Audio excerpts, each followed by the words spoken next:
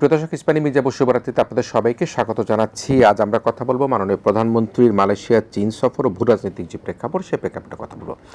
আমাদের সাথে এই বিষয়ে আজকে অতিথি হিসেবে স্টুডিওতে রয়েছেন সরকারের প্রধান তথ্য কর্মকর্তা সিনিয়র সাংবাদিক সৈয়দ আবদুল আহমদ রয়েছেন আমাদের সাথে।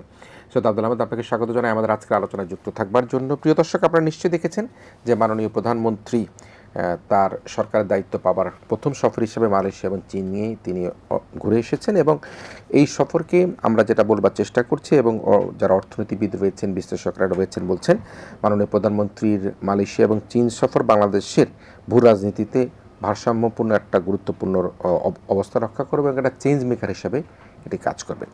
আমি জনাব আবদুল আহমেদ, আমরা যেটা দেখেছি যে এই সফরের পরে যে বিনিয়োগ কর্মসংস্থান সৃষ্টিতে চীনের যে আগ্রহ, সেটি আমরা প্রকাশ করতে দেখেছি, এবং মালয়েশিয়ার পক্ষ থেকে সেখানে শ্রমবাজার উন্মুক্ত করা এবং মালয়েশিয়ার প্রধানমন্ত্রী তার বন্ধুত্বের যে বন্ধন, বিশেষ করে বিএনপির শহীদ রাষ্ট্রপতি জিয়াউর রহমান এবং মরহুমা বেগম খালেদা জিয়ার সাথে যেরকম একটা বন্ধুত্ব ছিল মালয়েশিয়া সরকারের, ঠিক একই রকম বন্ধুত্ব কিন্তু বর্তমান প্রধানমন্ত্রী তারেক রহমানের সাথে দেখিয়েছেন। ভূ রাজনীতির নানা অঙ্কের মধ্যে মালয়েশিয়া এবং চীন সফরকে একটা চেঞ্জ মেকার হিসেবে দেখা হচ্ছে। আপনার বিশ্লেষণ কী? প্রথমে আমি আপনাকে ধন্যবাদ জানাচ্ছি যে আমাকে আপনাকে এই অনুষ্ঠানে আমন্ত্রণ জানানোর জন্য।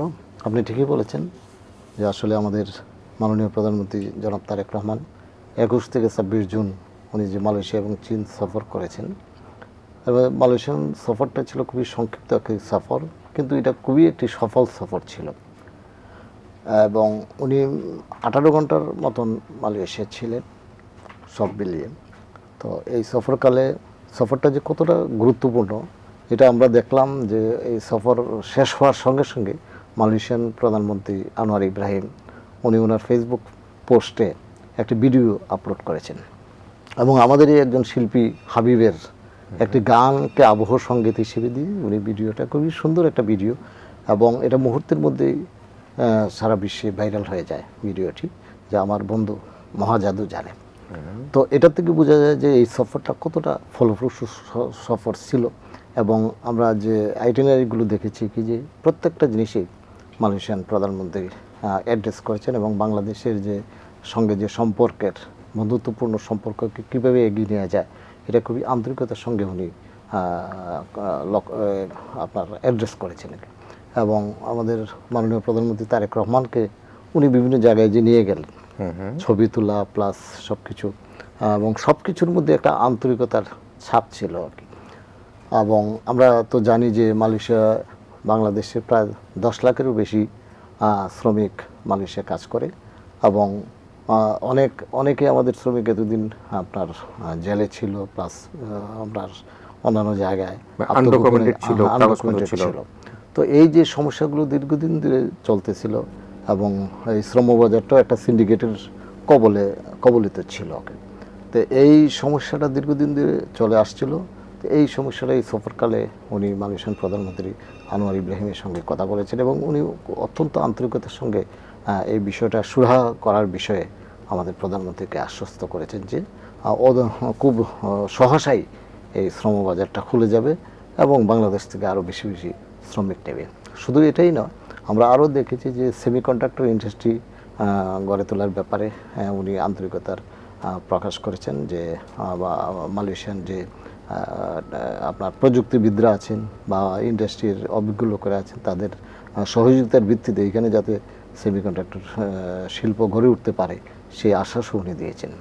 এছাড়া বাংলাদেশের পর্যটন শিল্প যাতে আসলে আমাদের পর্যটন বিভিন্ন এলাকা আছে, কিন্তু মানে ভালো কোনো কোম্পানি বা ভালো কোনো প্রতিষ্ঠানের অভাবে এই পর্যটনটা গড়ে উঠছে না। তো সেই পর্যটনটাও যাতে এখানে গড়ে ওঠে সেই ব্যাপারে উনি আশ্বস্ত করেছেন।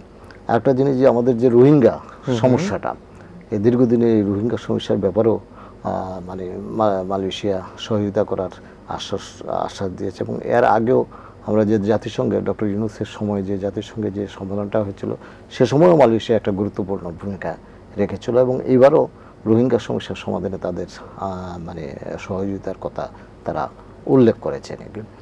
এছাড়া ধরেন আসিয়ানের সদস্য হওয়ার ব্যাপারে মালয়েশিয়া তার মানে চেষ্টা চালিয়ে যাবে এই আশ্বাসও তিনি দিয়েছেন।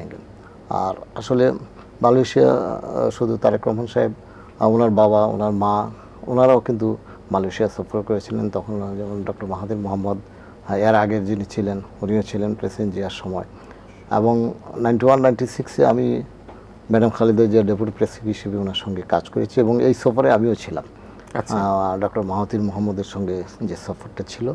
এবং তখনও একইভাবে বাংলাদেশের উন্নয়নে মালয়েশিয়া ভূমিকা রেখেছে।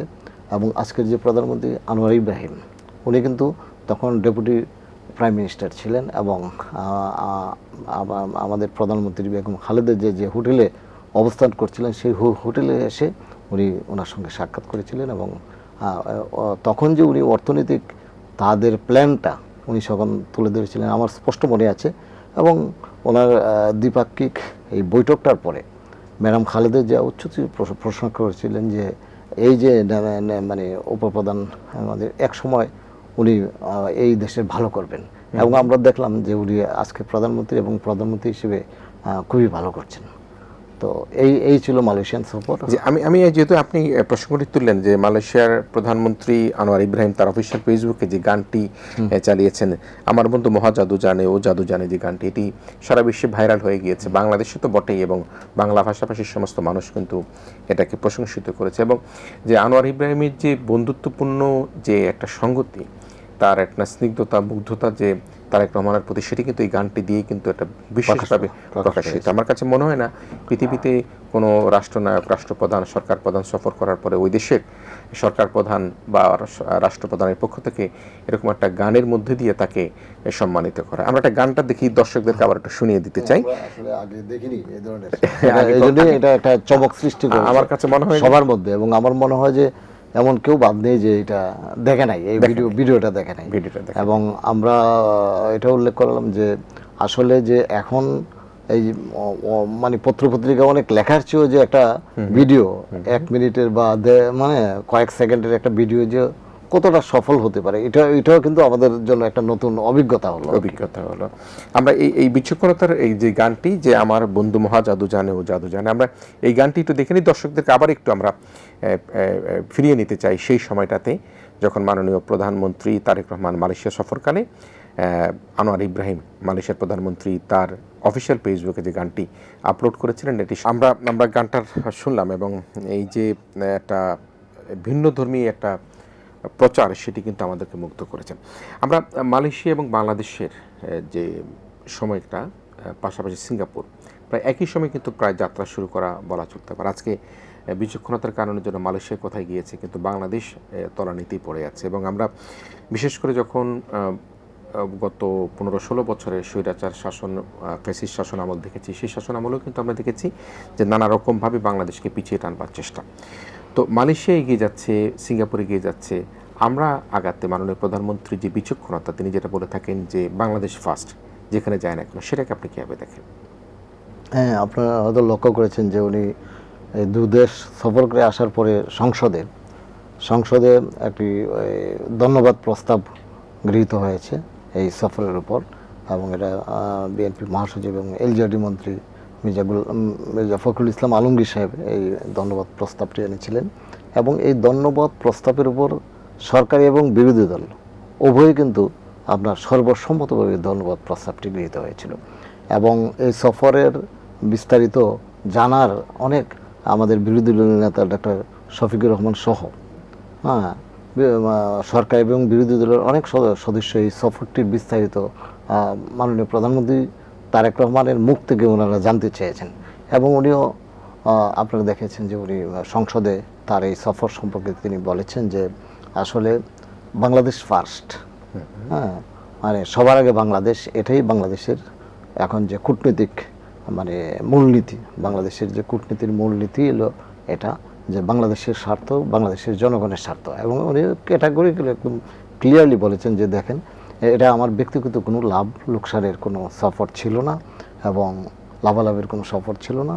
আমার এই সফরটি ছিল যে বাংলাদেশকে ফোকাস করা এবং বাংলাদেশের স্বার্থকে দেখা, বাংলাদেশের জনগণের স্বার্থকে দেখা। এই সফরে যদি কোনো সাফল্য অর্জিত হয়, সেই সাফল্য ছিল বাংলাদেশের জনগণের, বাংলাদেশের, এই বিষয়টাই উনি তুলে ধরেছেন। কিন্তু এখান থেকে আমরা বুঝতে পারি যে বাংলাদেশ ফার্স্ট কেন উনি বললেন এবং উনি এই স্লোগান নিয়ে কেন এগিয়ে যাচ্ছেন। সেখানে আমি একটা উল্লেখযোগ্য দেখেছি যে বিরোধী দলীয় নেতা ডাক্তার শফিকুর রহমান সেটি বলেন, তিনিও কিন্তু এই সফরকে তিনি স্বাগত জানিয়েছেন। তিনি বলেছেন যে আমাদের পররাষ্ট্র নীতি এরকম হওয়া উচিত যাতে আমরা নতজানু কোনো নীতি না গ্রহণ করি, এবং সেখানে দেখেছি একেবারে ধন্যবাদ প্রস্তাবের ক্ষেত্রে সরকারি দল, বিরোধী দল, স্বতন্ত্র যারা সবাই মিলেই কিন্তু এটাকে সাধুবাদ জানিয়েছে। এটাই কারণ এই সফরে ওনারা লক্ষ্য করেছেন যে আসলে এখানে বাংলাদেশের স্বার্থ সামান্যতম, আমরা আগে যেটা দেখলাম যে আগের যে শেখ হাসিনার সময়কালে এই যে ইন্ডিয়া সফরে মানে ইন্ডিয়ান স্বার্থকে কিভাবে, বাংলাদেশের স্বার্থকে কিভাবে জলাঞ্জলি দেওয়া হয়েছে সেটা তো মানুষের চোখের সামনে। ফলে তারা তো এই সফরটা তারা পুঙ্খানুপুঙ্খভাবে তারা লক্ষ্য করেছেন যে কি কোথায় কি হচ্ছে, এবং তারা দেখেছেন যে এখানে বাংলাদেশের স্বার্থই প্রাধান্য পেয়েছে, যার ফলে তারা এই প্রশংসা করেছেন একে। ওটা চীন সফর প্রসঙ্গ আসতে চাই। পৃথিবীতে এখন এমন কোনো দেশ নেই যে চীনের কোনো পণ্য সেখানে পাওয়া যায় না, এবং চীনের একটা বিষয় উল্লেখযোগ্য সেটি হচ্ছে তারা যুদ্ধবিগ্রহ চাইতে বাণিজ্য যুদ্ধে কিন্তু তারা বেশ এখন প্রভাবশালী অবস্থানে রয়েছে, এবং মার্কিন যুক্তরাষ্ট্র যখন চীনের উপরে ট্যারিফ দেয় তারা পাল্টা ট্যারিফ ছুড়ে দেয়। তারা সেই রকম একটা তাদের সাহসিকতার অবস্থানে তারা চলে হয়েছে, তাদের বিনিয়োগ তাদের যে কোনো ক্ষেত্রেই কিন্তু তারা এখন সারা বিশ্ব জুড়ে কিন্তু করবার সক্ষমতা রয়েছে। সেই অবস্থায় চীনের যে সফর, সেই সফর শেষে আমরা আমাদের যে অর্থনৈতিক অঞ্চলে বিনিয়োগ করা, কর্মসংস্থান করা, একই সাথে আমাদের যে জ্বালানি নিরাপত্তার ক্ষেত্রে এখন যে চ্যালেঞ্জ দেখতে পাচ্ছি যে জীবাশ্ম জ্বালানির কথা যারা বলছে, চীন কিন্তু সেখানে এগিয়ে আসবে বলে আমরা শুনেছি এবং জানতে পারছি, এবং সেটি কিন্তু কাজ শুরু হয়েছে। আপনি চীনের সফরটাকে কিভাবে দেখেন? চীনের সফরটা তো আরও চমৎকার, এই সফরটা ছিল অনেক সাফল্যমণ্ডিত ছিল এই সফর।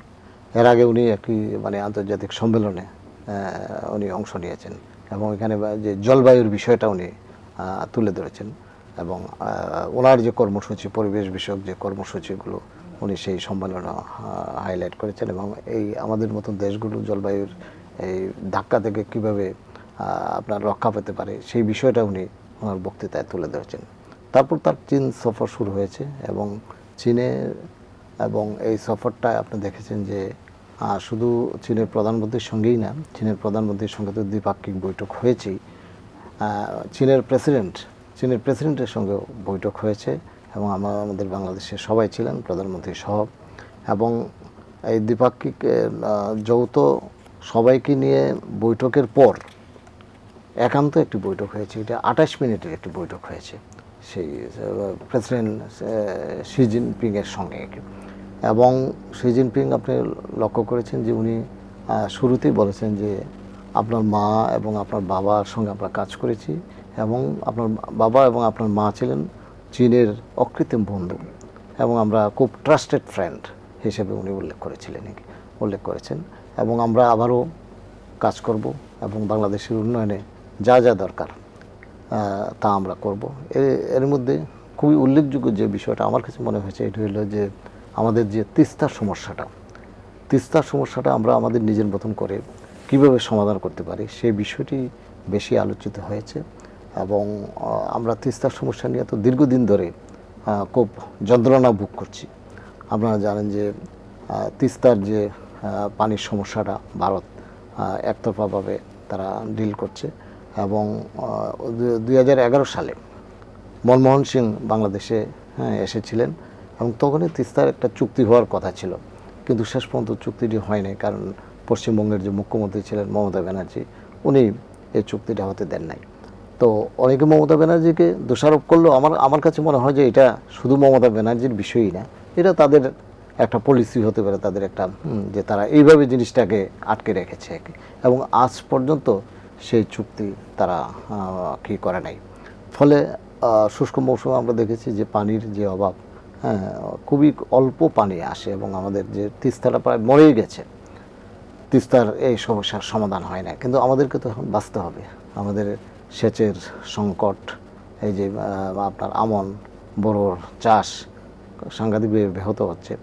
তো এই জন্য তিস্তা আমরা কীভাবে কী করতে পারি, এটা প্রেসিডেন্ট জিয়ার আমল থেকেই তিস্তা ব্যারেজের বিষয়টা আসছে, এবং অনেক কিছুটা হয়েছেও, কিন্তু বড় আকারে এই যে তিস্তা মহাপরিকল্পনা, সেটা এখন আমরা উপলব্ধি করছি যে এই তিস্তা মহাপরিকল্পনা না হলে এই সেচ সমস্যা বা কৃষির যে সমস্যার মধ্যে আমরা পড়েছি, এই তিস্তার সংকটটা মিটবে না। এবং এখানে যে যদি আমরা বর্ষা মৌসুমে কিন্তু তারা এই যে গজলডোবার যে বাঁধগুলো খুলে দেয়, গেটগুলো খুলে দেয়, যার ফলে ব্যাপক হারে পানি এসে আমাদেরকে কিন্তু বন্যায় মারে আর শুষ্ক মতো পানি আটকে ফেলে। তো এখন আমরা যে চিন্তা যে এখানে যদি আমরা একটা বড় রিজার্ভার করতে পারি এবং বর্ষার যে পানিটা যদি আমরা এই রিজার্ভারে ধরে রাখতে পারি, তাহলে শুকনো মৌসুমে এই পানিটা সেচের কাজে লাগবে। এবং এটা আমি যেটা লক্ষ্য করেছি যে ডক্টর ইউনূসের অন্তর্বর্তীকালীন সরকারের সময় এটা আলোচনায় এসেছে এবং চীন এইবার এটাকে একদম মজবুত আকারে, ব্যাপক আকারে এটা চীন করার জন্য অলরেডি প্রস্তাব করেছে। এবং এটাও করছে যে আমাদের যারা এক্সপার্ট আছে তাদেরকে ট্রেনিং দেওয়া, তাদেরকে সে দেশে নিয়ে ট্রেনিং দেওয়া, আমাদের এক্সপার্টদেরকে ট্রেনিং দিয়ে এই তিস্তা মহাপরিকল্পনা কীভাবে বাস্তবায়ন করা যায়। এর মধ্যে যেমন একটা নদী শাসন, একটা আছে আপনার নদীর যে দুপারের গাইড বাঁধ করা, এবং একটু ওই যে জমি পুনরুদ্ধার করা, এই সব কিছু প্ল্যান এই তিস্তা ব্যারেজের মধ্যে আছে। এবং এটা প্রায় 12,000 কোটি টাকার একটা প্রজেক্ট। এবং চীন বলেছে যে তারা প্রায় 50% এটা তারা কি হিসেবে দেবে এবং এটা যত দ্রুত সম্ভব শুরু করা যায় সেটার ব্যাপারে একটা মোটামুটি ঐক্যমত্যে এসে গেছে। তো এটার ব্যাপারে আপনার আরেকটা জিনিস লক্ষ্য করেছেন যে এই ঘটনাটা ঘটার পরে কিন্তু ভারত থেকে কিছুটা তারা মানে উদ্বেগ প্রকাশ করেছে, কিন্তু চীন তারা ক্লিয়ারলি বলে দিয়েছে কি যে এটা তো মানে তৃতীয় দেশের মানে স্বার্থের হানির জন্য এটা করা হয় নাই, এটা বাংলাদেশের একটা খুবই মানবিক একটা দিক। বাংলাদেশ যদি এই সমস্যাটা সমাধান করতে পারে এবং বাংলাদেশের মতন এখানে তো তাদের কোনো সমস্যা তো হবে না, বা তারা যে এখানে বাংলাদেশ তার নিজস্ব প্ল্যান করে রিজার্ভার করে পানি ধরে রেখে বাঁচার চেষ্টা করছে। তো এটা নিয়ে মানে ভারতের আপনার নাখোশ হওয়ার কোনো কারণ নাই, তারা ক্লিয়ারলি বলে দিয়েছে কি। তো এছাড়াও চীনের এই তিস্তা মহাপরিকল্পনা ছাড়াও অন্যান্য যে বিষয়গুলো আলোচনা হয়েছে এর মধ্যে যেমন অর্থনৈতিক করিডোর, এটা একটা খুবই গুরুত্বপূর্ণ জিনিস যে বাংলাদেশ, মিয়ানমার, চীন এই ত্রিদেশীয় একটা অর্থনৈতিক করিডোর যদি মানে হয়, এবং চীন তো আপনারা জানেন যে বিভিন্ন দেশের সঙ্গে তাদের এই ধরনের করিডোর রয়েছে, এই যে বেল্ট অ্যান্ড রোড ইনিশিয়েটিভ যেটা আগে, এবং এটাও বহু আগে এটা সিল্ক রোড হিসেবে পরিচিত ছিল ব্যবসা বাণিজ্যের ক্ষেত্রে।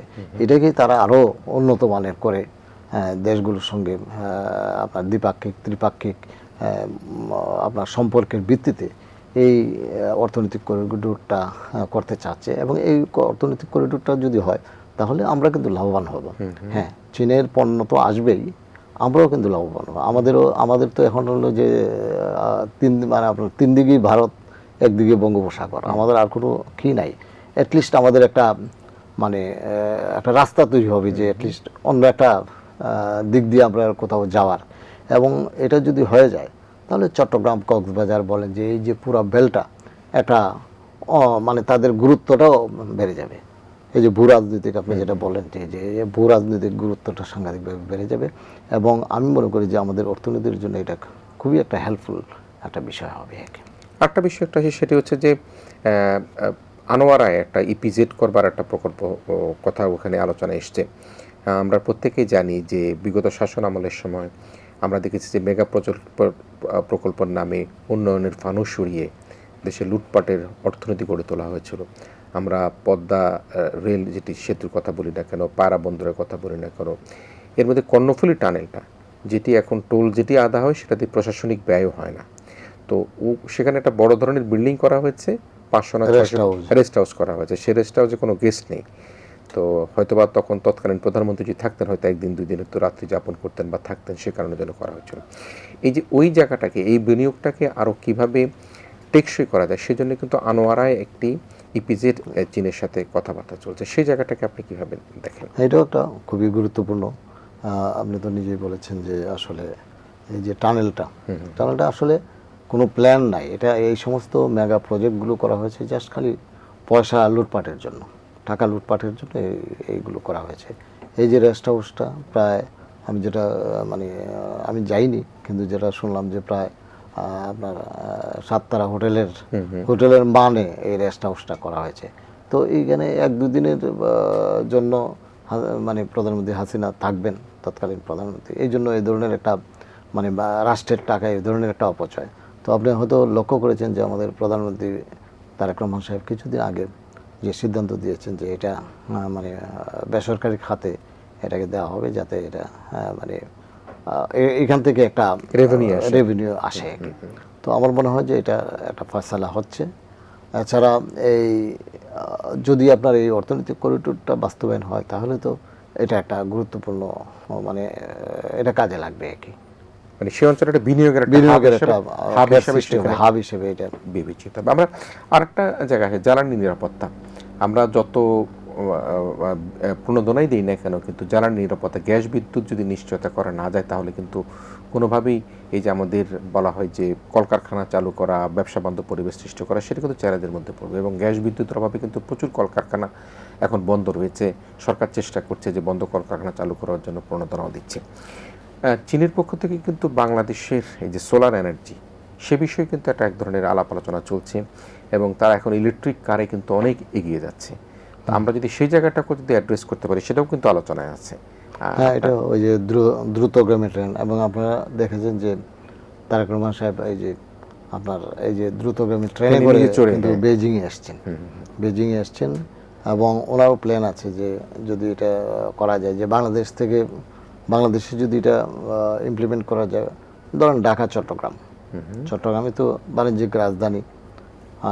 তো যদি চট্টগ্রাম এবং ঢাকার মধ্যে এই ধরনের হাই স্পিড ট্রেন দেয়া যায়, তাহলে আমাদের মানে দ্রুত আমাদের মানে এই যে অর্থনৈতিক যে কি হবে আর কি, এক্সপানশন হবে অর্থনীতির আর কি। তো এটা নিয়েও আলোচনা হয়েছে, ট্রেনের বিষয়টা নিয়ে আলোচনা হয়েছে আর কি, এবং জ্বালানি বিদ্যুতের বিষয়েও যে কীভাবে আমরা বিদ্যুৎ উৎপাদন করতে পারি সেটার বিষয়ে আলোচনা, সোলার বিদ্যুতে যেতে পারি। জি, তো এটা হয়েছে, আলোচনা হয়েছে। আপনার নিশ্চয় আপনার মনে আছে যে ডেমো ট্রেন নামে বিগত সময় কিছু ট্রেন আনা হয়েছিল, ডেমো ট্রেন। সেগুলি এখন কেজি দরে বিক্রি করা যায় কিনা আমি জানি না। আর বিআরটিসির অবস্থা তো আমরা জানি তাদের কী অবস্থা। সেক্ষেত্রে এগুলি কিন্তু সরকারকে খুব নজরে রাখতে হবে, যে বিনিয়োগ করতে গিয়ে যদি সেই বিনিয়োগ জনগণের কাজে না লাগে, কোনো ব্রিজ কালভার্ট করতে গিয়ে সেটা যদি জনগণের কাজে না লাগে, সে কারণে বর্তমান সরকার তারা জনপ্রিয়তা অর্জন করে দায়িত্ব গ্রহণ করেছে। এই বিষয়গুলো তাদেরকে খুব গুরুত্ব সহকারে তাদেরকে কিন্তু বিবেচনায় রাখতে হবে, যাতে ডেমো ট্রেনের মতো অবস্থা না হয়। সেগুলি এখন কেজি হিসাবে কিন্তু বিক্রি করা যাচ্ছে না। এখন পর্যন্ত আমরা ধরেন না, সরকার আপনার দায়িত্বে এসছে তো বেশি দিন হয় নাই। 12 ফেব্রুয়ারি নির্বাচনের পরে 17 তারিখে সরকার গঠন হয়েছে, এবং 17 না 17 তারিখে। তো বেশি দিন তো হয় না, 4 মাসের মতন তো হয়েছে। আমরা যেটা লক্ষ্য করছি যে সব ধরনের অপচয় রোধ করার জন্য যত ধরনের ব্যবস্থা নেওয়া যায়, আপনার মাননীয় প্রধানমন্ত্রী তারেক রহমান তার নজরে পড়লেই কিন্তু সঙ্গে সঙ্গে তিনি অ্যাকশনে চলে যাচ্ছেন। হ্যাঁ, আমরা এটা দেখলাম। এই যে এবার যে বাজেটের সময় কিন্তু সবসময়ই বাজেট যেদিন পাস হয় এদিন কিন্তু একটি ডিনার হয়। এবার কিন্তু এই ডিনারটা হয় নাই। উনি যখন জানতে পারলেন যে এই ডিনারটা প্রায় 50-60 লাখ টাকার মতন খরচ হবে, উনি মনে করলেন যে এটা আসলে এক ধরনের অপচয়, এবং এটা কিন্তু বন্ধ করে দিয়েছে। এবং এই ধরনের বিভিন্ন প্রতিষ্ঠানে কি ধরনের অপচয় হয়, উনি কিন্তু অপচয়গুলো কি করেছেন, বন্ধ করে দিয়েছেন। এছাড়া এই যে ব্যক্তিগত প্রচারের যে যেমন সচিবালয়টা আমরা লক্ষ্য করেছি যে আওয়ামী লীগের যে 17 বছরে সচিবালয়ের সামনে আপনার শেখ মুজিবের ছবি, শেখ হাসিনার ছবি, মানে দলীয় দিয়ে, যেমন এটা একটা দলীয় অফিস। কিন্তু তারেক রহমান সাহেব দেখেন যে উনি সচিবালয় থেকে হেঁটে যাওয়ার সময় দেখেন যে একটি সরকারি মানে অনুষ্ঠানে ওনার ছবি ইউজ করা হয়েছে। উনি এটা নজরে আসার পরপরই উনি কিন্তু মানে ক্যাবিনেট থেকে কিন্তু পরিপত্র জারি হয়ে গেছে যে এখন থেকে কোনো সরকারি আপনার অনুষ্ঠানে ওনার ছবি ব্যবহার করা যাবে না। এই যে আর্মি স্টেডিয়ামে কিছুদিন আগে যে আপনার কিশোরদের ফুটবল খেলা প্রায় এখানে প্রায় 22 লক্ষর মতন আমাদের যে কিশোররা অংশ নিয়েছিল। সেখানেও উনি কিন্তু মানে আপনার ওনার ছবি, আমাদের শহীদ জিয়া এবং বেগম খালেদা জিয়ার ছবি উনি দেখে কিন্তু মানে যারা কী ছিলেন সংগঠকদেরকে কিন্তু তারা বলছেন যে এই ছবি তো এখানে ইউজ করার দরকার নেই, কেন ইউজ করেন আপনারা, তাই না? কারণ আমরা তো একটা সংস্কৃতি চেঞ্জ করতে এসেছি, তাই না? একটা জুলাই আন্দোলনের মতো এত বড় একটি আন্দোলন হয়েছে যে যে বিষয়গুলোর ভিত্তিতে এখন আবার এইগুলো কেন হবে, এবং উনি কিন্তু বন্ধ করে দিয়েছেন।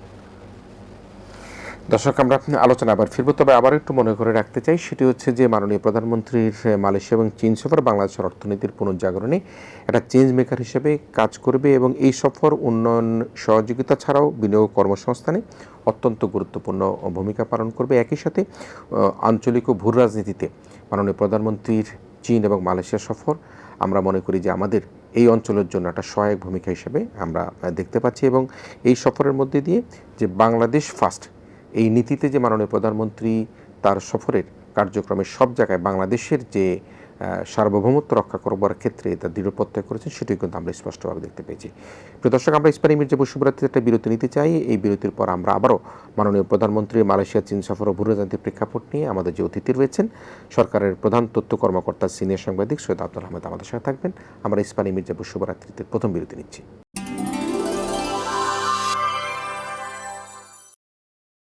প্রিয় দর্শক, ইস্পানী মির্জা বসুবরাত্রিতে আমরা আবারও ফিরে এসেছি। আমাদের সাথে অতিথি হিসেবে রয়েছেন সরকারের প্রধান তথ্য কর্মকর্তা সিনিয়র সাংবাদিক সৈয়দ আব্দুল আহমেদ। আমরা কথা বলছিলাম প্রধানমন্ত্রীর মালয়েশিয়া চীন সফর ও ভূ রাজনৈতিক প্রেক্ষাপট প্রসঙ্গে আমরা আসবো, তবে এখনও চীন যে প্রসঙ্গ সেই প্রসঙ্গটি রয়েছে। একটা বিষয় উল্লেখযোগ্য, আব্দুল ভাই, আপনি তো মরহুমা সাবেক প্রধানমন্ত্রী বেগম খালেদা জিয়ার সাথে আপনি কাজ করেছেন, আপনি কাছ থেকে দেখেছেন এবং শেখ হাসিনার সময়কালটাও কিন্তু আপনারা দেখেছেন, আমরাও দেখেছি। যেটি হচ্ছে যে আমরা এক একটা সফরে আমি লিখনই এসেছি যে 2024 সালে যে জুলাইতে বেজিংয়ে সেই সময়কার সাবেক প্রধানমন্ত্রী শেখ হাসিনা সফর করেন, তিনি 196 জন সফরসঙ্গীকে সাথে নিয়ে গিয়েছিলেন। এবার আমরা যতটুকু দেখেছি যে 27-28 জন সফরসঙ্গী মাননীয় প্রধানমন্ত্রীর সাথে সেখানে ছিলেন এবং এই যে কৃচ্ছতা সাধন করাটা, যেটি বললেন যে ডিনারে বাজেটের পরে 50-60 লাখ টাকা খরচ যায়, সেটাকে তিনি কমিয়ে দিয়েছেন। খাবার গ্রহণ করবার ক্ষেত্রেও 150-200 টাকার মধ্যে খাবার গ্রহণ করেন। এই সফরের একটা গুরুত্বপূর্ণ দিক কিন্তু আলোচনা এসেছে, সফরসঙ্গী হিসাবে কিন্তু 26-27 জন, বিগত আমলে 200, 150, 250 নিচে কখনো হতো না। হ্যাঁ, আপনি ঠিকই বলেছেন যে আসলে এই জিনিসটা আর এখন নাই। যে ওনার যে সফরসঙ্গী 27-28 জনের মতন গিয়েছেন, এটাও কিন্তু যে ওনার এটা কিন্তু প্রাইম মিনিস্টার অফিস থেকে কিন্তু খরচ বের করা হয়নি। উনি কিন্তু স্পষ্ট বলে দিয়েছেন যে যিনি যাবেন যে প্রতিষ্ঠানে, সেই প্রতিষ্ঠান সেই খরচ বের করবে। এবং আমি কিন্তু ছুটিতে ছিলাম এই সময়, আমি মানে একটু আমেরিকার সফরে ছিলাম। তো আমেরিকার সফর থেকে যেদিন আমি আসলাম, তো আমি অফিসে জয়েন করে নাই। এর মধ্যেই পিআইডির একজন ফটোগ্রাফার উনি যাবেন, একজন আলোকচিত মানে সাংবাদিক ওনার সঙ্গে যাবে নাকি, কিন্তু বলা হলো যে এই টাকাটা কিন্তু তথ্য মন্ত্রণালয়ে দিতে হবে। ওই দিন ছিল কিন্তু শনিবার, হ্যাঁ শনিবার, ওই দিন কিন্তু মানে অবস্থা, শনিবার না বৃহস্পতিবার শেষের দিকে আমাকে ওই ফটোগ্রাফার ফোন করলেন, যিনি মাননীয় প্রধানমন্ত্রীর সঙ্গে অ্যাটাচড আছেন এবং যাবেন, যে এই অবস্থা আমরা এখন কীভাবে যাব, কারণ আমরা তো টাকা দেয়া হচ্ছে না, হ্যাঁ মানে টাকা তো বলা হচ্ছে যে তথ্য মন্ত্রণালয় থেকে দেবেন। তো এখন কি করা যায়? আমি বললাম যে আগে তো এই ধরনের সিস্টেম ছিল না, আপনার পররাষ্ট্র মন্ত্রণালয় থেকে জিও হওয়ার পর পররাষ্ট্র মন্ত্রণালয়ে হাত খরচ বা এই যে মানে হোটেল বুকিং প্লাস আপনার গাড়ি সব কিছু পররাষ্ট্র মন্ত্রণালয় করেছে। তো এইবার তো এটা যখন পররাষ্ট্র মন্ত্রণালয় দিচ্ছে না, এখন কি করা? আমি তখন বললাম যে এটা আমার মাননীয় প্রধানমন্ত্রী প্রেস সচিবের সঙ্গে একটু কথা বলে, যে আগে তো এই সিস্টেমে, তো উনি কথা বলেছেন, কিন্তু তারপরেও প্রেস সচিব আমাদের যে মন্ত্রী মহোদয়ের সঙ্গে কথা বলেছেন। শেষ পর্যন্ত আমরা যেটা দেখলাম যে ওই দিন তো আর উপায় ছিল না, টাকা কোথায় পাবে। আমাদের মন্ত্রী মহোদয়, তথ্য সম্প্রচার মন্ত্রী, উনি নিজে এটা ব্যবস্থা করেছেন, হ্যাঁ ব্যক্তিগতভাবে ব্যবস্থা করেছেন। পরে ধরেন সরকারি টাকা তো অ্যালোকেশন করে তারপর দিতে হবে, হয়তো এরপর এটা হয়তো অ্যাডজাস্ট হয়েছে। তো এই ধরনের ঘটনা ঘটেছে। এখানে বিশাল বহর তো দূরের কথা, মানে যারা যাবেন তারাও যার যার প্রতিষ্ঠানের বেয়ে যাবেন। যেমন টেলিভিশনে যারা গেছেন, টেলিভিশনে টাকা তাদের নিজস্ব অর্থায়নে গিয়েছে। বাসস থেকে যিনি গেছেন, বাসস সেটা বেয়ার করেছে। এইভাবে প্রত্যেকটা আপনার প্রতিষ্ঠান সেই টাকা তাদের ফান্ড থেকে তাদের দিতে হয়েছে। আর আপনারা তো যেটা বললেন নাকি যে আসলে উনি তো যেভাবে দেখছেন আপনার ওনার যে ডিনার বা আপনার লাঞ্চ যেটা আগে, হ্যাঁ, উনি তো খুব সিম্পল। এই যে সংসদে উনি কিন্তু ক্যান্টিনে গিয়ে উনি কিন্তু লাঞ্চ করছেন সবাইকে নিয়ে। তো এই ধরনের সব ক্ষেত্রে একটা দৃষ্টান্ত স্থাপনের চেষ্টা করছেন, এবং এই যে দীর্ঘদিনের যে কালচারটা চলে আসছে, এই কালচারটা কীভাবে চেঞ্জ করা যায় সেটাই উনি করার চেষ্টা করছেন। আর আরেকটা বিষয় যে আপনার চীন সফরকালে তো আপনি লক্ষ্য করেছেন যে প্রায় 17টার মতন আপনার চুক্তি এবং এমওইউ স্বাক্ষর হয়েছে। এর মধ্যে কিন্তু আমাদের গণমাধ্যম বিষয়েও 2-3টা এমওইউ স্বাক্ষর হয়েছে। এর মধ্যে যেমন আমাদের গণমাধ্যমের প্রযুক্তিগত উন্নয়নে, আমাদের গণমাধ্যমের প্রযুক্তিগত উন্নয়নে চীন কীভাবে সহযোগিতা করতে পারে সেই ব্যাপারে সমঝোতার স্মারকটা স্বাক্ষরিত হয়েছে। আমরা আশা করব যে এই যে বর্তমান যে এআইয়ের যুগে আমরা আমাদের টেলিভিশন, আমাদের প্রিন্ট এবং ইলেকট্রনিক মিডিয়া কীভাবে অত্যাধুনিক এই প্রযুক্তিকে কাজে লাগিয়ে আমাদের এই গণমাধ্যমকে এগিয়ে নিতে পারে, সেটা আমরা হয়তো আগামীতে দেখতে পাবো।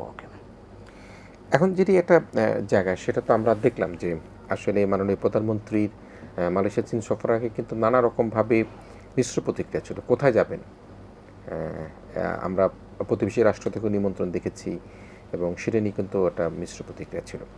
তো এই চীন সফর এবং মালয়েশিয়া সফর প্রথম হওয়াতে, মালয়েশিয়া সফর বা চীন সফর প্রথম হওয়াতে ভূ রাজনীতির ক্ষেত্রে আমরা প্রতিবেশী রাষ্ট্রের কোনো কারণের জন্য কি এটাকে তাদের কী অ্যাপ্রোচ হিসেবে তারা দেখতে পারে?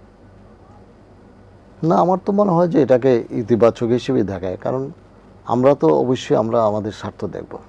আমরা তো কেউ যদি আপনার কিছু মানে আপনার তাদের বিষয়কে আমাদের উপর চাপিয়ে দিতে চায়, আমরা তো এটা দেখব না। আমরা আমাদের স্বার্থ দেখব এবং আমাদের বাংলাদেশের মানে জনগণ কী চায়, বাংলাদেশের কোথায়, বাংলাদেশের কী হবে, লাভটা কোথায় হবে, সেই বিষয়টাই আমরা, যেমন এই সফরের পরে আপনারা হয়তো লক্ষ্য করেছেন যে আমাদের মাননীয় পররাষ্ট্রমন্ত্রীকে সাংবাদিকরা প্রশ্ন করেছেন যে কী লাভ হলো। তো উনি কিন্তু বলেন যে এইভাবে কেন প্রশ্ন করছেন। আমরা একটা দেশ, দুইটা দেশের মধ্যে যে সফর হলে যে সফর মানে দুই দেশের বন্ধুত্ব কীভাবে বাড়ানো যায়, এটা তো আস্তে আস্তে বিভিন্ন বিষয় আসে। এটা তো একদিনেই যে আমি আজকে সফর করে আসলাম কালকে আমার যে এটা আস্তে আস্তে হবে। তো আমাদের দৃষ্টিভঙ্গিটা পাল্টাতে হবে এবং সামগ্রিক বিষয়, যেমন আজকে বাণিজ্য, চীনের সঙ্গে যে আমাদের বাণিজ্য, হ্যাঁ, যে চীনের এটা একটা বিশাল বৈষম্য আছে। আমরাও কী পণ্য আমরা চীনে নিতে পারে, সেই বিষয়টা যদি আমরা দেখি, সেটাই হবে আমাদের জন্য একটা পজিটিভ দিক। তো এইভাবেই বিষয়গুলোকে দেখতে হবে। এখন একটা প্রসঙ্গ, সেটি হচ্ছে যে যখন মাননীয় প্রধানমন্ত্রী চীনে অবস্থান করছেন, তখন কিন্তু ভারতীয় ভিসা বাংলাদেশিদের জন্য ট্যুরিস্ট ভিসাও মুক্ত করা হয়। একদিকে ট্যুরিস্ট ভিসাও মুক্ত, তখন মাননীয় প্রধানমন্ত্রী চীনে আছেন। আবার অন্যদিকে যে পুশিং সেটি কিন্তু এখন অব্যাহত রয়েছে। তো সেই জায়গাটাকে আমরা কীভাবে দেখি যে এটি কী ধরনের চাপ সৃষ্টি করা, কেন বা একটু বেড়ে যাওয়া, এবং নোম্যান্স ল্যান্ডের মধ্যে যেভাবে মানুষকে রৌদ্র, বৃষ্টি, ঝড়, তার স্যানিটেশনের কোনো ব্যবস্থা নেই, সে কীভাবে আছে, এই মানবিক জায়গাটাকে কী কারণের জন্য পুশিংয়ের অপচেষ্টাটা বাড়ছে, এবং সেটা চীন সফরের মধ্যেও দেখেছি যে ভিসা আবারও মুক্ত করে দেওয়া। আপনি এই দুটা বিষয়কে কীভাবে বিপরীত? আমার কাছে যেটা মনে হচ্ছে যে ধরেন এটা তো আসলে পশ্চিমবঙ্গের যে নতুন সরকার এসছে, নতুন যে বিজেপি সরকার এসছে, আগে তো দীর্ঘদিন এখানে মমতা ব্যানার্জি দায়িত্ব পালন করেছেন। এখন এই বিজেপি সরকারই এটাকে বেশি মানে গুরুত্ব দিচ্ছে, এবং মানে এটা এক ধরনের রাজনৈতিক প্রপাগান্ডা হিসেবে তারা আপনার এখন করছে নাকি। আর অন্যদিকে আপনি দেখেন যে আমাদের যে ঢাকায় যে ভারতীয় রাষ্ট্র হাইকমিশনে এসেছেন, ওনারা কিন্তু মন্ত্রীর মর্যাদায়, বর্তমান হাইকমিশনের মন্ত্রীর মর্যাদায়। কেন এই মন্ত্রীর মর্যাদা? তো এটাই যে ভারত হয়তো ফিল করছে যে আসলে আমাদের যে গত 17 বছরের যে ভূমিকা ছিল, এই ভূমিকাটা সঠিক ছিল না, এবং তাদের এই ভূমিকার কারণে কিন্তু এত বড় একটা ঘটনা ঘটে গেল, এই ধরনের একটা জুলাই বিপ্লবের মতন বিপ্লব হয়ে গেল, হ্যাঁ, এবং শেখ হাসিনাকে পালিয়ে যেতে হলো।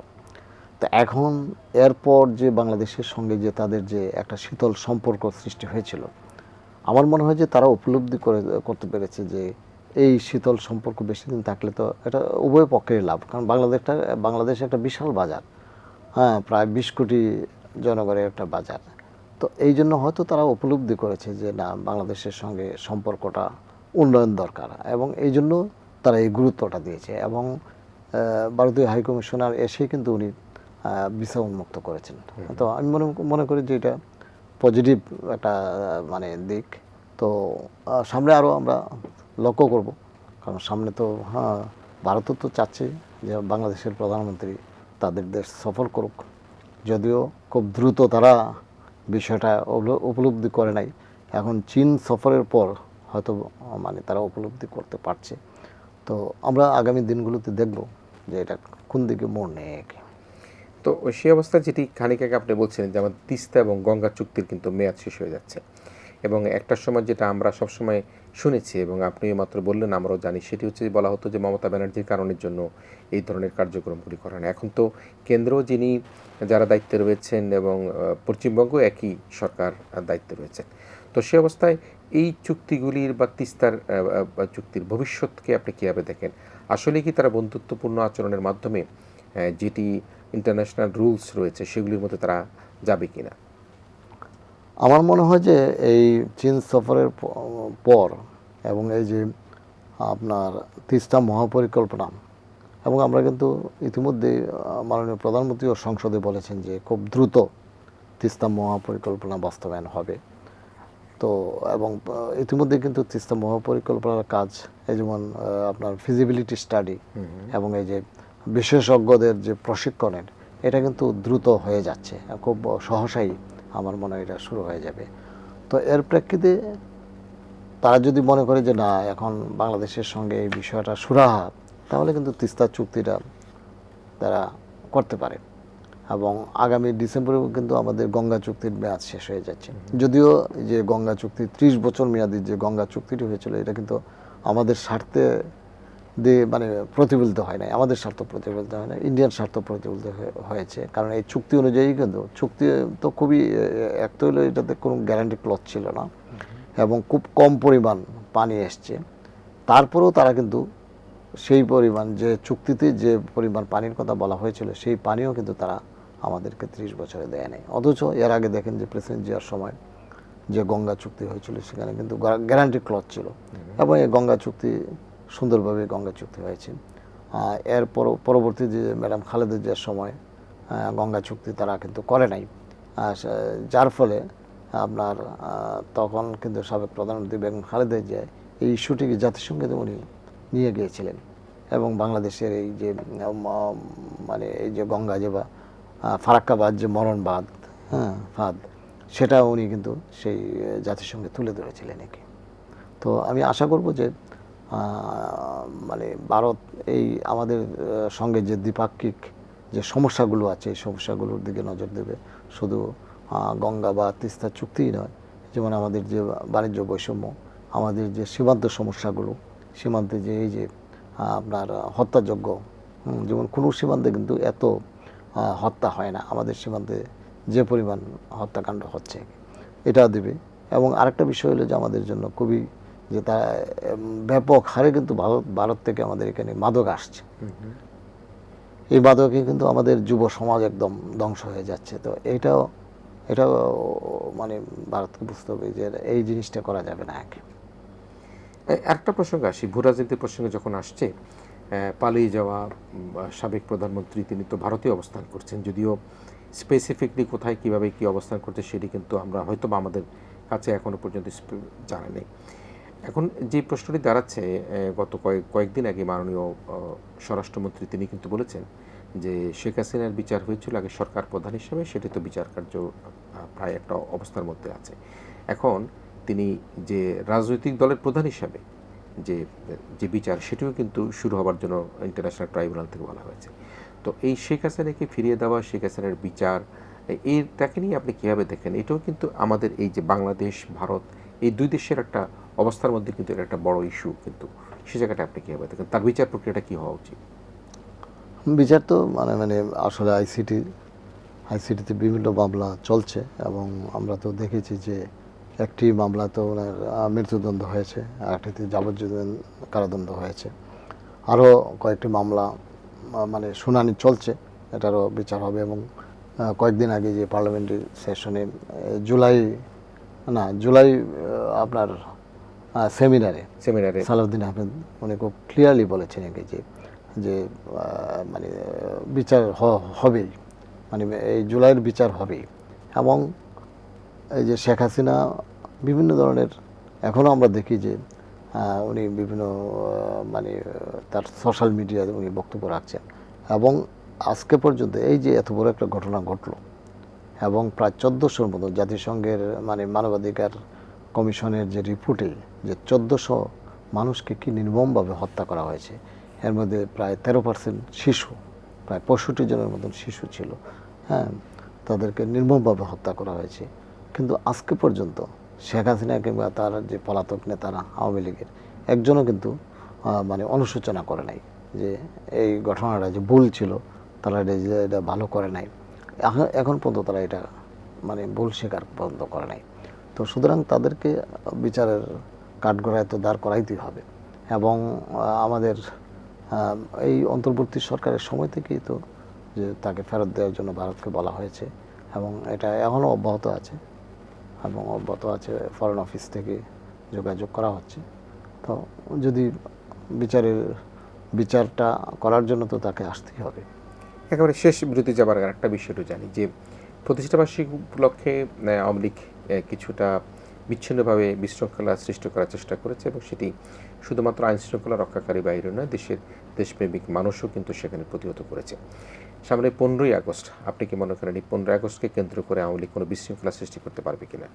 আমার মনে হয় না, কারণ তারা তো ইতিমধ্যে বেশ কয়েকবার এই ধরনের হুঙ্কার দিয়েছিল, কিন্তু তারা তো কিছুই করতে পারে নাই। আর আসলে মানে তাদেরকে তো তাদের দলের লোকেরাই এখন আর বিশ্বাস করছে না, কারণ যে নেত্রী বা যে নেতারা মানে তাদের এত হাজার হাজার নেতাকর্মীকে এমন একটা অবস্থার মধ্যে ফেলে দিয়ে তারা কিন্তু দিব্যি যে পলাতক থেকে কিন্তু তারা সুন্দরভাবে তাদের জীবনযাপন করছে। কারণ তারা কোটি কোটি টাকা তারা লুটপাট করেছে এবং তাদের তো মানে টাকার কোনো অভাব নাই। তো এটা তো সাধারণ কর্মী যারা তারা দেখছে যে এখন যদি তারা যদি চেঞ্জ না করেন তাহলে তো এটার মানে কি হবে না, মানে এই তাদের এই আশা পূর্ণ হবে না। তো 15ই আগস্ট বলেন বা অন্য ওই একই, তারা যে ফাঁকা পুলিশ ছাড়বে কিন্তু কিছুই হবে না, কেউ নামবে না। দলটির রাজনৈতিক ভবিষ্যৎ কীভাবে দেখেন আপনি? রাজনৈতিক ভবিষ্যতের ব্যাপারে আমাদের যে স্বরাষ্ট্রমন্ত্রী সালাউদ্দিন আহমেদ তো ইতিমধ্যে বলেছেন যে এই দলটি এখন তাদের কার্যক্রম নিষিদ্ধ আছে এবং এই দলটির ব্যাপারে ইতিমধ্যে আদালতে মানে মামলা কী করা হচ্ছে এটা শুনানি চলছে এবং আদালতেই বিচার করবে যে আগামীতে আওয়ামী লীগ টিকে থাকবে কি থাকবে না, আওয়ামী লীগ নিষিদ্ধ হবে কি হবে না, এটা আদালতেই ফয়সালা হবে। এবং উনি তো স্পষ্ট বলেছেন যে মানে আওয়ামী লীগের আর কোনো মানে ভরসা নেই, আওয়ামী লীগ আর ফিরবে না, আওয়ামী লীগের দাফন হয়ে গেছে। দর্শক, আমরা ভূ রাজনীতি কথা বলতে গিয়ে গত 16-17 বছরের যে অন্যায় অত্যাচারের কথাগুলি খানিকটা জানবার চেষ্টা করলাম, আওয়ামী লীগের রাজনৈতিক ভবিষ্যৎ সম্পর্কে শুনলাম। আমরা আবারও ইস্পানী মির্জা শুভরাত্রিতে একই আলোচনা নিয়ে ফিরে আসবো। প্রধানমন্ত্রী মালয়েশিয়া চীন সফর ভূ রাজনৈতিক প্রেক্ষাপট, সে আলোচনা আমাদের সাথে অতিথি হিসেবে রয়েছেন সরকারের প্রধান তথ্য কর্মকর্তা সিনিয়র সাংবাদিক সৈয়দ আব্দুল আহমেদ। তিনিও আমাদের সাথে এবারের শেষ বিরতির পর শেষ মুহূর্তের আলোচনায় আবারও অংশগ্রহণ করবেন। একটা ছোট্ট বিরতি নিচ্ছি, শেষ বিরতি এটি।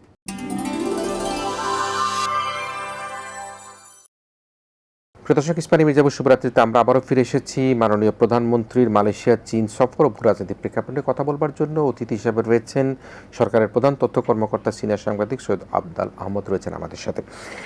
সৈয়দ আব্দুল, আমরা চীনের যে প্রসঙ্গটি, সেই প্রসঙ্গে কথা বলতে গিয়ে আমরা দেখেছি যে মোংলা ও আনোয়ারায় চীনের যে অর্থনৈতিক অঞ্চল গড়ার কথা সেখানে আলোচনা এসেছে, তিস্তা মহাপরিকল্পনার কথা বলা হয়েছে, বাংলাদেশ ব্রিক্সের জোটে অন্তর্ভুক্ত করার সহযোগিতার কথা বলা হয়েছে, রোহিঙ্গা সমস্যার সমাধানের একটা প্রসঙ্গ এসেছে এবং বাংলাদেশের সাথে মিয়ানমার হয়ে চীনের যে একটা যদি কোনো ওয়ে করা যায় তাহলে হয়তো বা আমরা চীনের পণ্য অল্প দামে সেখানে কিনতে পারবো, এই সকল বিষয়গুলো এসেছে। এবং 17টা যে সমঝোতা এবং চুক্তি স্বাক্ষর তার মধ্যে গণমাধ্যমকে কিভাবে বাংলাদেশ আরও ভাইবেল করা যায় সেটিকেও কিন্তু এসেছে। এখন আমাদের বাংলাদেশের এখন বড় একটা চ্যালেঞ্জ হচ্ছে সোশ্যাল মিডিয়ার যে অপব্যবহারটা, এবং এই অপব্যবহার কারণের জন্য কিন্তু আমরা দেখি, যেটি আমরা খানিক আগে বলছিলাম, যে ভারতে বসে বা বিদেশে বসে কিন্তু নানা রকমভাবে অপপ্রচার করার চেষ্টা করে। তো এই সীমাবদ্ধতার মধ্যেও আমরা চলছে, আমরা সোশ্যাল মিডিয়ার অপব্যবহার নিয়ন্ত্রণের ক্ষেত্রে, গণমাধ্যমকে স্বাধীনভাবে কাজ করবার ক্ষেত্রে চীনের সহযোগিতা এবং সব মিলিয়ে গণমাধ্যমের বর্তমান প্রেক্ষাপটটাকে আপনি কীভাবে দেখেন?